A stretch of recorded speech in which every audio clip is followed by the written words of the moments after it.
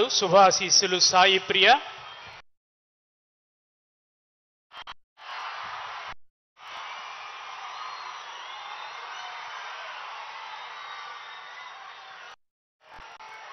శుభాశీస్సులు సాయి ప్రియ. జనన విద్యా దీవెన లబ్ధిదారైన విద్యార్థిని తన అంతరంగాన్ని పెద్దల సమక్షంలో గౌరవ గారితో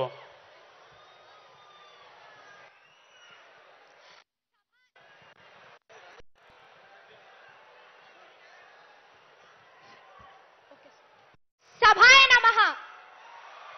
వేదిక మీద ఉన్న పెద్దలందరికీ నా హృదయపూర్వక నమస్కారాలు. మన ప్రియమైన మన జగనన్నకు నా పేరు దిల్షాద్. మా నాన్నగారు షేక్ కాసిం. మాదొక పేద కుటుంబం. మా నాన్నగారు ఆయన జీతం మీదే మా ఇల్లు గడుస్తుందన్న. ఎన్నో ఆర్థిక ఇబ్బందులు పడుతూ ఇప్పుడు నేను వెలగపూడి ఇంజనీరింగ్ కాలేజ్ లో సివిల్ ఇంజనీరింగ్ 3వ చదువుతున్నానన్నా.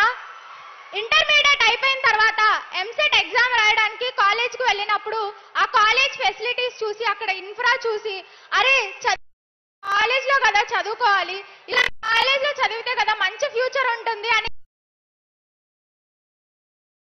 స్తోమత లేదు, చదివించేంత డబ్బులు లేవు. అప్పుడు వచ్చారన్నా మీరు నేనున్నాను నేను విన్నాను అంటూ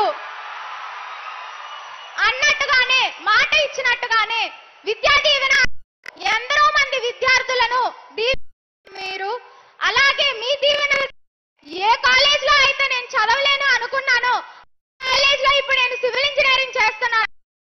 అది మీ గొప్పతనమే అన్నా. విద్యా దీవెనే కాకుండా వసతి దీవెన కూడా నేను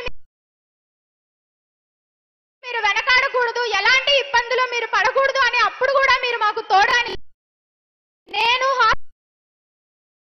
రోజు బస్ లో వెళ్ళొస్తూ ఉంటాను. మీరు వసతి దీవెన డబ్బుల్ని నేను కోర్సులు నేర్చుకోవడానికి వాడానన్నా. వసతి దీవెన విద్యా దీవెన అంటూ విద్యా దీవెన 1,32,000 రూపాయలు నా ఫీజుని మీరు చెల్లించారన్నా 2 సంవత్సరాలు. ఆ వసతి దీవెన డబ్బుల్ని మా కరికులం లో ఉండే కోర్సులు ఆటో క్యాడ్ రెవిట్ వాటిని నేర్చుకున్నానన్నా నేను. అంతేకాకుండా స్టాట్ ప్రో కూడా ఇప్పుడు నేర్చుకుంటున్నాను. దీనివల్ల మా కోర్ సబ్జెక్ట్ లో సాఫ్ట్వేర్స్ అన్నిటి మీద నాకు గ్రిప్ వచ్చిందన్నా. ఇవే కాకుండా వేరే బ్రాంచ్ వాళ్ళ సి పైథాన్ ప్రోగ్రామింగ్ కూడా నేను నేర్చుకున్నాను. దానివల్ల ఏంటి అంటే నేను మా కోర్ జాబ్స్ చేయగలుగుతాను, అంతేకాకుండా సాఫ్ట్వేర్ జాబ్స్ కూడా ఎలిజిబుల్. ఇదంతా అయిందన్నా. ఎవరన్నా మనకి సాయం చేస్తే ఆ సాయాన్ని ఎప్పుడూ మర్చిపోకూడదు, మనం ఎవరికన్నా సాయం చేస్తే ఆ సాయం గుర్తుంచుకోకూడదు అని పెద్దలు చెప్పారన్నా.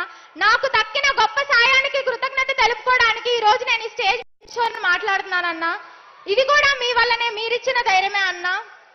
ఇదే కాకుండా టాప్ యూనివర్సిటీస్ లో, వరల్డ్ లో ఉండే టాప్ యూనివర్సిటీస్ లో ఎంఎస్ చేయాలనేది నా డ్రీమ్ అన్నా.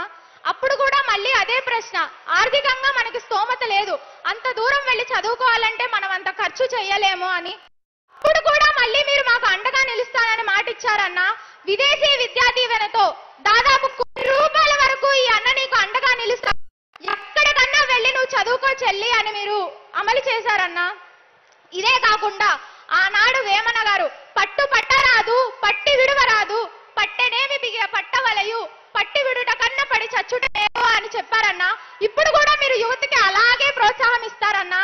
మీరు ఏదన్నా పట్టుపట్టి చేయాలనుకుంటే, చదవాలనుకుంటే ఈ అన్న మీకు తోడుండి మీతో నడుస్తాడు అని మీరు అందరికీ భరోసానిచ్చారన్నా.